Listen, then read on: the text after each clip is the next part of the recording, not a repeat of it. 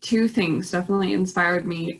First was Kids World when they still had it running. When I was little, TGA always did this every other year. So I was exposed to all of that information, and schools would make sure that we went to all of these things. And it was just interesting to learn all of this information about different countries. And I think especially because our parents always helped out with that too, so we were always really involved with that. And so when I found out that that was no longer happening anymore, it really just kind of made me sad because, these students don't get exposed to that kind of stuff at a younger age.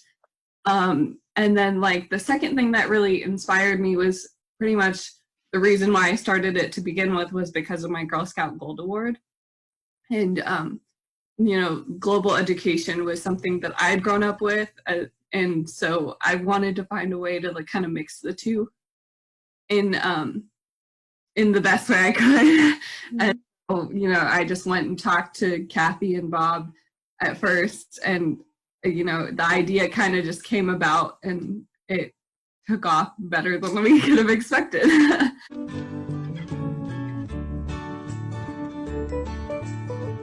Sure, I wanted kids to just get exposed to this kind of stuff because it doesn't take just one try to, learn everything different countries. And I wanted it to be, I wanted it to be for all ages, but more specifically for young kids, and to have that fun experience of learning some stuff and then also getting that reward. So the passport idea from World in a Box Day, or from Kids World, kind of came. We kind of, in the first year, we did a box with stickers on it so that kids could at least get something out of it other than just, some drawings and stuff. But yeah, I think that was my main goal behind it, was just to educate as many kids as I could. And even adults, whenever we would be walking around, people would be like, oh, I didn't know this, or, I didn't know this country did this, or stuff like that. So I think it's just interesting, and it's a way for people to learn new things about different cultures without, being in a pressured environment to do it.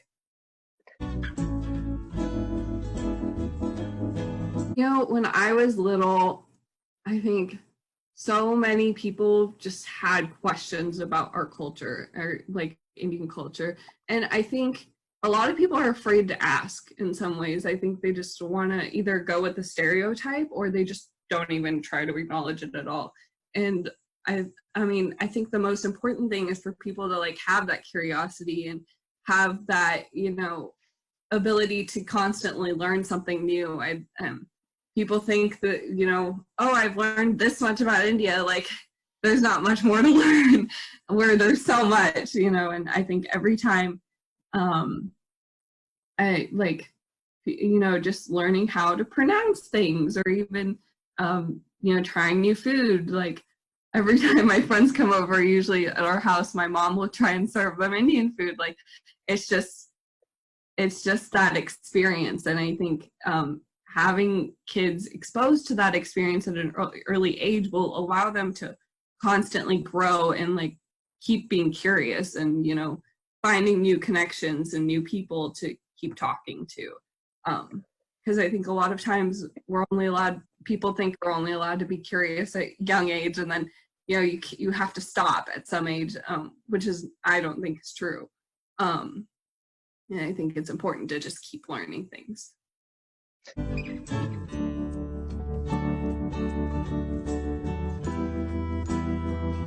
So for the culture boxes, I actually had no idea they existed before I started this project. And my mom was telling me about them because she does the cultural event at Eisenhower every other year. It was supposed to be the opposite year that Kids World happening. But so she had kind of seen them and she knew about them. And so when I went into that first meeting with TGA, I kind of said, oh, I know about your Culture Box program. I was hoping there was something I could do with them. And we had no intention of making an event or anything. We just kind of, went in the idea of Culture Boxes. Mm-hmm. So they were kind of like, I guess you could reorganize them. And then once I started that process, I was kind of like, I wish we could do something more with these, because they all had, amazing artifacts and just like small things that you could learn about each country. And they were all really kid friendly, and I think they were all super useful. And I think the only people that really knew about them were teachers at Eisenhower and maybe some other TPS teachers, because they're the ones who get free access to them. And so that's kind of where World in a Box Day kind of came around to be, was at when I was like resorting the culture boxes.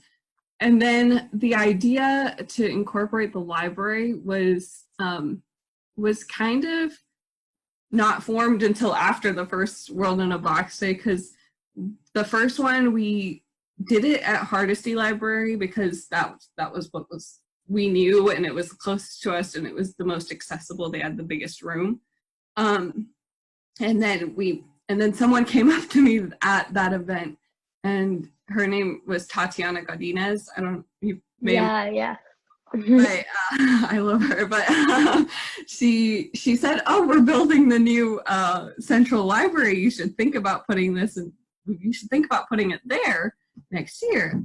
And it turns out that her daughter was in band with me in high school. So I don't know how we put all the dots together, and I think she contacted TTA halfway through the year. And so we were like, that sounds great. And then the first year we did it at the Central Library, we kind of had a couple meetings with them, and they were able to help us out so much more than we thought would ever be possible, honestly. And it kind of grew from there, and they helped grow it so much, because TGA already has a wide reach, but in terms of getting the entire city of Tulsa involved, that was definitely the county library.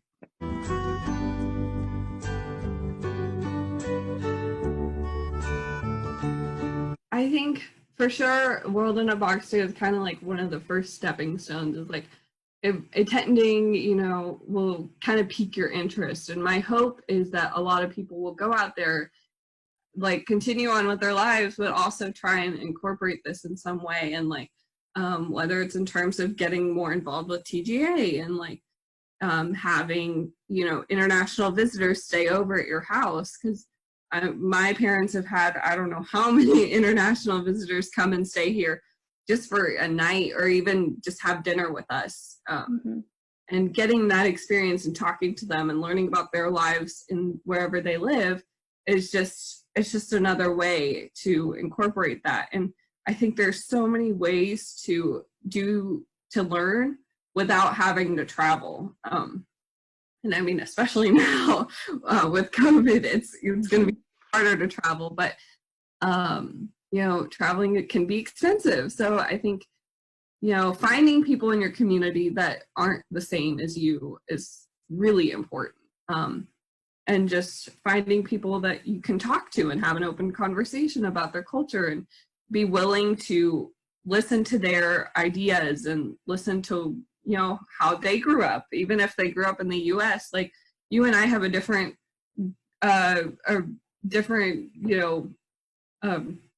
childhood than a lot of other people do. And I think just listening to people and, kind of being an active member in society, I think that's the way that people could grow their knowledge and, keep attending every year. Yeah.